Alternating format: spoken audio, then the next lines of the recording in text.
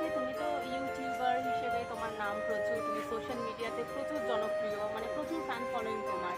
তো একদিনে তো এটা হয়নি, হঠাৎ করে হয়নি। তোমাকে দেখে অনেকেই অনুপ্রেরণা পায় এবং তোমাকে দেখে হয়তো সকালবেলা উঠে অনেকেই ভাবে যে আমরা যদি এরকম একটা কিছু করতে পারি, তো তাদের জন্য কি মানে কি বলবে তুমি? ভালো ভালো করে কন্টেন্ট বানিয়ে যাওয়া থেকে, কারণ পরিশ্রমের আর কোনো অপশনসই হয় না, একটাই অপশন পরিশ্রমের কথা।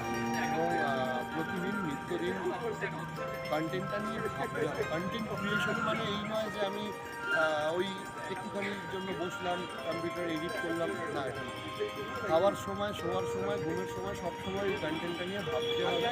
তাহলে আস্তে আস্তে ইমপ্রুভ করতে করতে ডেফিনেটলি দর্শকের উপরে বহু কন্টেন্ট ক্রিয়েটার উঠতে আসছে।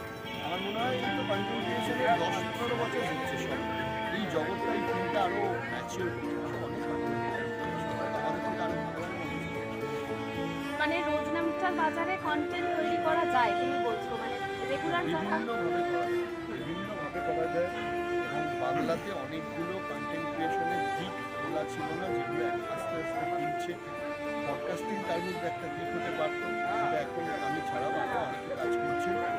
এবং বিভিন্ন টেক নিউজ থেকে শুরু করে অনেক ভালো ভালো নতুন নতুন ছেলে তারা উঠে আসছে। এটা আসলে এটা প্রফেশনের অন্য একটা দিক।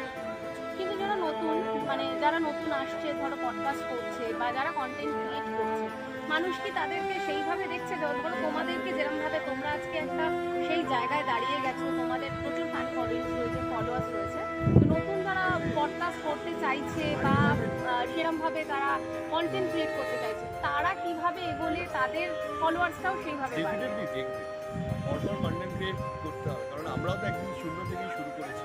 চ্যানেলটা যেদিনকে ওপেন করেছিলাম সেদিনকে সাবস্ক্রাইবারের সংখ্যা, ভিউজের সংখ্যা শূন্যই ছিল। তারাও ওখান থেকে শুরু করছে। এবার সকলের জার্নি এক হয় না, কেউ হয়তো 1-1.5 বছরে পেয়েছে, কারোর হয়তো 10 বছর লাগবে।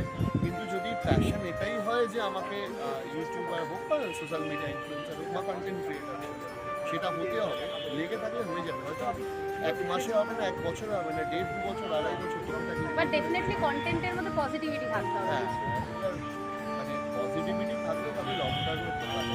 তাহলে নাম একবার খারাপ হয়ে গেলে ওই নাম ফিরিয়ে আনা কিছু।